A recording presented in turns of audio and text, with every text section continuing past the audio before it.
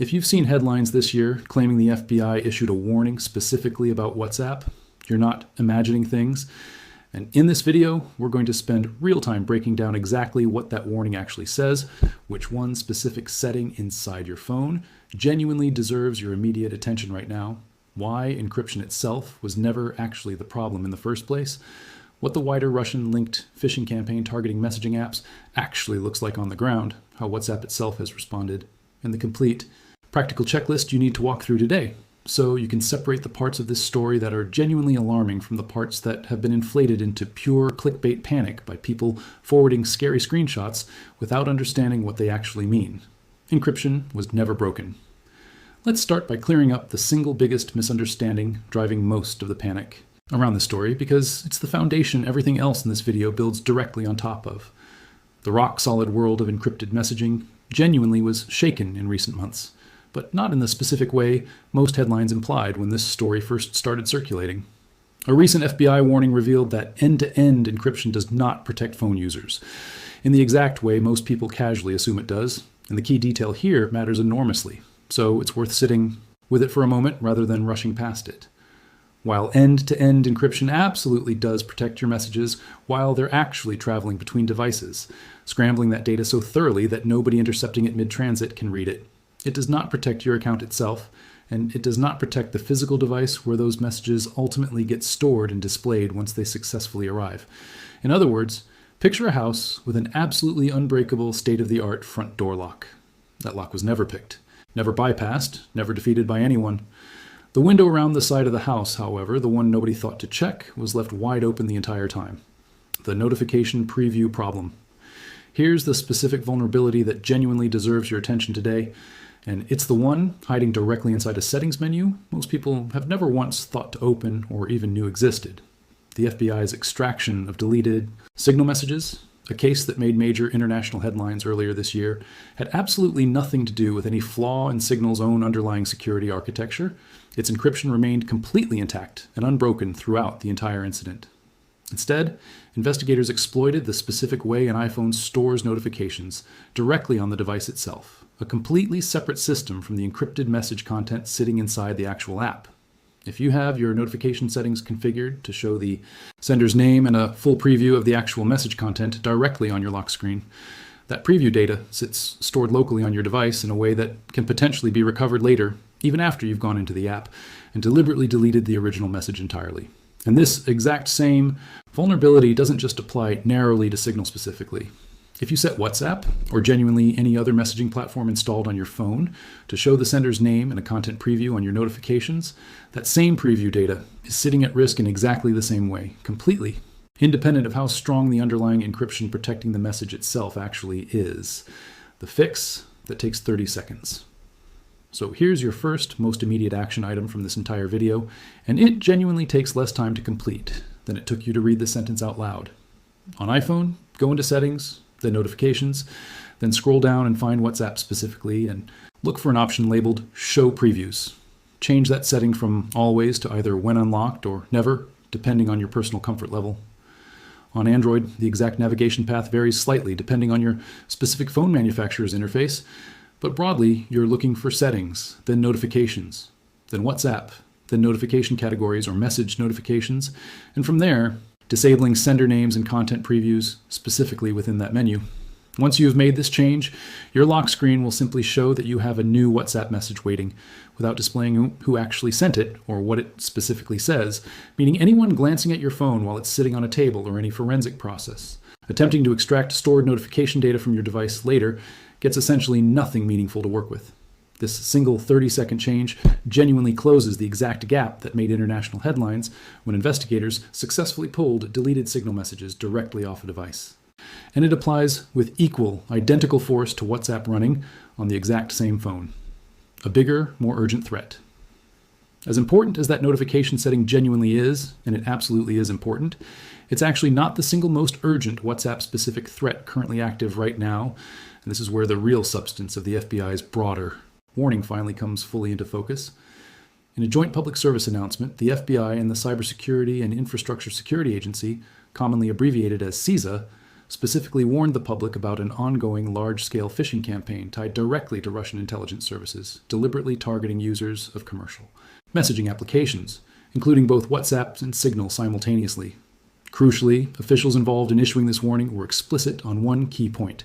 These hackers are not breaking encryption itself in any technical sense, and they are not compromising the underlying applications directly through some hidden software flaw. Instead, they're targeting the actual human beings using those apps every day, tricking them through careful psychological manipulation into voluntarily handing over account access themselves, essentially unlocking their own front door and inviting the attacker inside.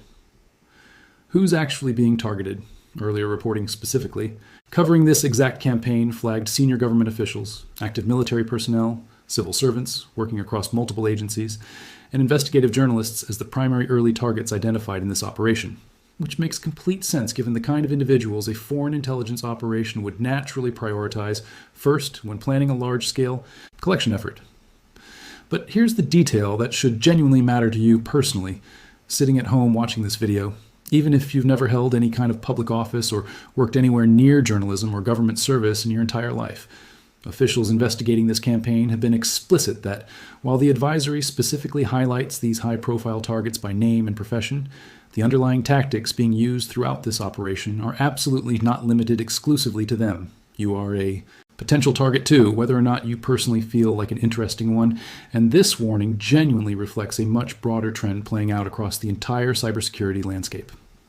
Right now, cyber attacks increasingly aim directly at individual people rather than purely at technical systems, precisely because tricking a single human being into making one small mistake is consistently easier, dramatically cheaper, and far more reliably successful than attempting to break sophisticated, mathematically hardened encryption. How the actual attack works. So how exactly does this specific phishing campaign operate in practical, technical terms once it actually reaches someone's phone? WhatsApp's underlying account security architecture is built around a linked device and verification code system, meaning that in order to add a new device to your existing account, or to fully take over your account entirely from scratch, an attacker typically needs your specific verification code or needs to successfully trick you into personally approving a new device, link yourself through the app's own legitimate interface. Attackers running this particular campaign consistently impersonate legitimate contacts you already know, official-sounding technical support staff, or trusted organizations you might reasonably expect to hear from, sending messages specifically engineered and worded to manipulate targets into either sharing that verification code directly over chat or clicking a malicious link disguised to look completely routine, one that quietly authorizes a brand new device to access their account behind the scenes without them fully realizing what they just clicked through and approved. Once an attacker successfully gains this kind of unauthorized access, officials investigating these cases say they can immediately read your private messages in full, access your entire contact list end to end, and impersonate you directly to absolutely anyone in your network, using your own carefully built trust and personal reputation as the delivery mechanism for launching further attacks against people you actually know and care about. Why this feels so personal. It's genuinely worth pausing here to fully appreciate how effective and honestly how unsettling this specific tactic actually becomes once you understand the full mechanics behind it. This isn't some abstract, faceless hacker sitting halfway across the world breaking into a distant corporate database somewhere you'll never personally interact with. This is an attacker specifically positioning themselves to read your actual private conversations word for word, see exactly who you talk to and precisely how often you talk to them, and then reach out directly to your own friends, family members, and colleagues while wearing your complete digital identity as a convincing disguise, using the trust you've spent years and sometimes decades carefully building with those specific people and turning it. Your actual friend has no idea any of this is even happening. The verification code you should never share. This next specific point genuinely cannot be emphasized enough throughout this entire video, and multiple security professionals covering this exact ongoing story specifically return to this one single piece of advice above almost everything else discussed. Never, under any circumstances whatsoever, share your WhatsApp verification code or your account PIN with absolutely anyone, regardless of who they claim to be or how urgent, official, or convincing their specific request happens to sound in that particular moment. Legitimate WhatsApp support staff will never, under any circumstances, ask you directly for this specific code through chat or phone call. If you happen to receive a text message or in-app notification containing a 6-digit verification code that you personally did not request, and someone is simultaneously asking you to forward that exact code over to them for any stated reason, That combination is an active account hijacking attempt happening in real time, right in front of you. And the correct immediate response is to simply ignore that specific request entirely and never share the code with that person under any circumstances, no matter what story they've constructed to explain why they urgently need it, as long as you consistently follow this one single rule without exception. Security researchers and everyday users discussing this exact ongoing warning across online communities consistently agree you'll remain almost entirely protected from this specific hijacking technique, regardless of how sophisticated or emotionally convincing the surrounding social engineering attempt happens to be constructed. Turning on two-step verification. Beyond simply refusing outright to share your verification code with anyone, there's an additional, genuinely proactive layer of protection you should go ahead and enable right now if you haven't already done so. And it directly closes off a huge portion of this entire attack pathway from the very start. Go into WhatsApp, Settings, then tap Account, then select two-step verification, and enable it immediately if it isn't already switched on for your account. This feature adds a completely separate additional PIN specifically required whenever anyone attempts to register your phone number with WhatsApp on a brand new device anywhere in the world, meaning that even if an attacker somehow manages to successfully intercept your standard SMS-based verification code through some other separate method entirely,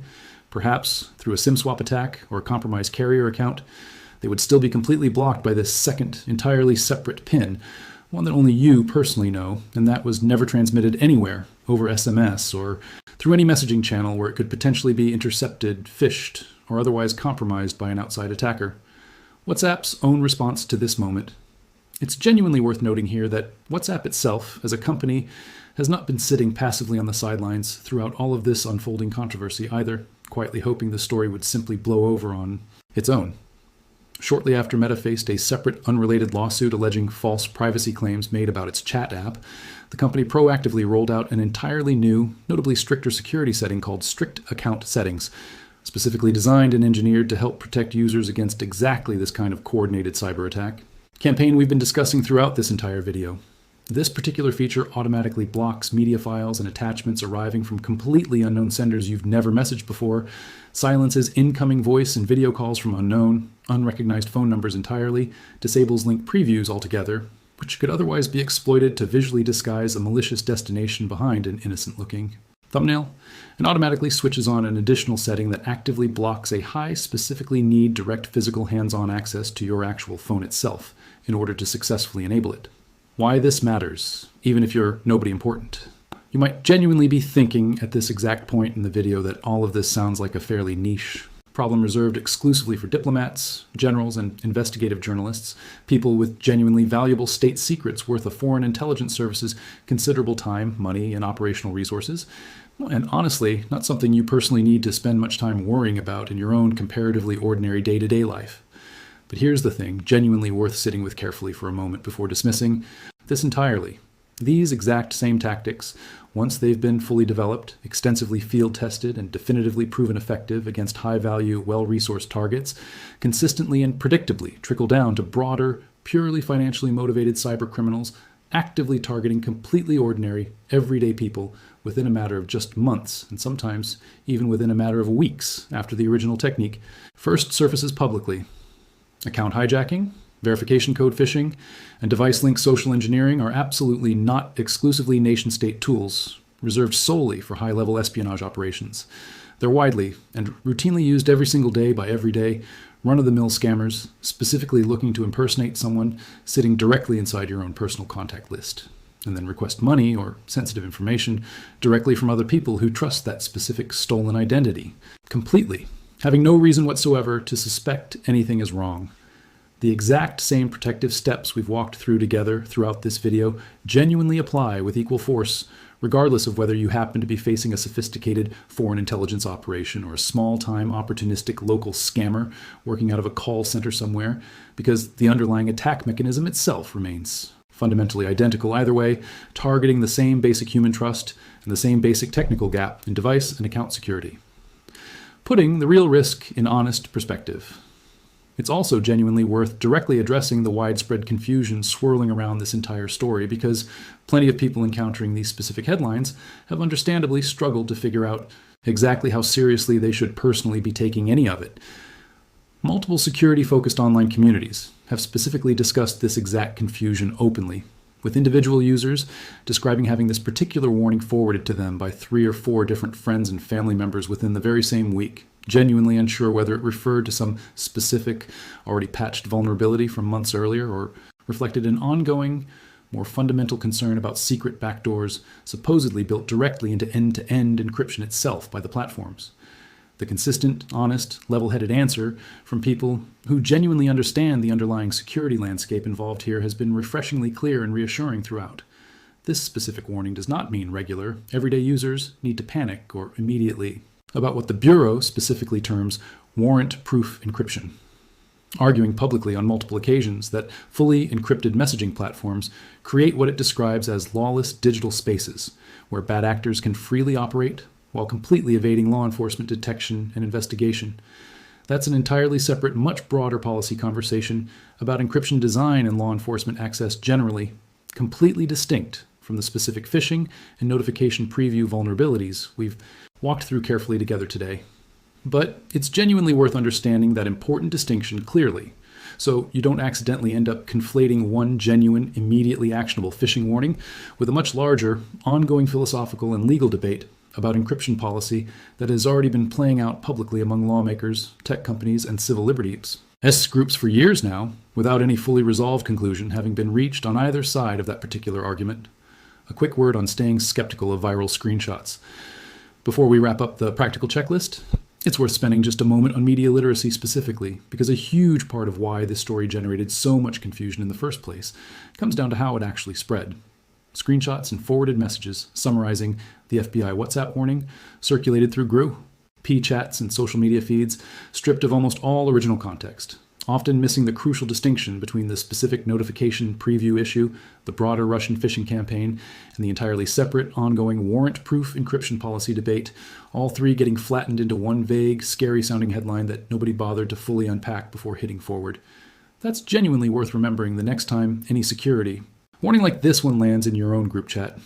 The underlying kernel of truth is usually real and worth acting on, but the version that actually reaches you after passing through 5 or 6 forwards has often lost every piece of nuance that would have told you exactly what to do about it, which is precisely why going back to original reporting, exactly like we've done throughout this video, matters so much before you either panic unnecessarily or dismiss a genuinely useful warning entirely. What you should actually walk away doing. So, pulling every single thread from this entire video together into one clear practical checklist you can genuinely complete in the next 5 minutes right now while it's still fresh in your mind.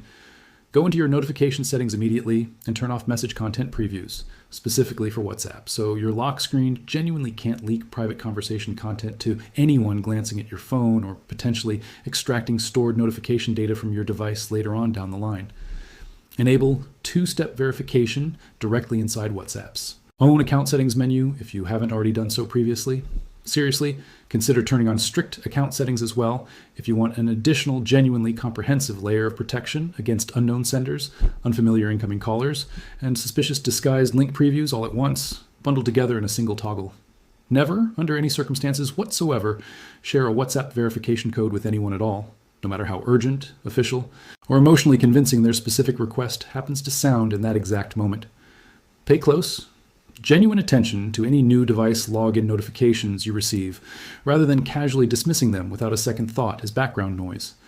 And if a contact ever asks you out of nowhere for money, verification codes, or unusually sensitive personal information, verify that specific request through a completely separate independent communication channel before responding to it or acting on it in any way whatsoever.